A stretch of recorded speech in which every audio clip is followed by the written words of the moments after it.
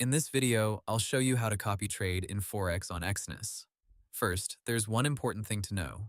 Exness says, copy trading may not be available in every region, and new users may not be able to start using it, while existing users can continue through the web personal area where offered.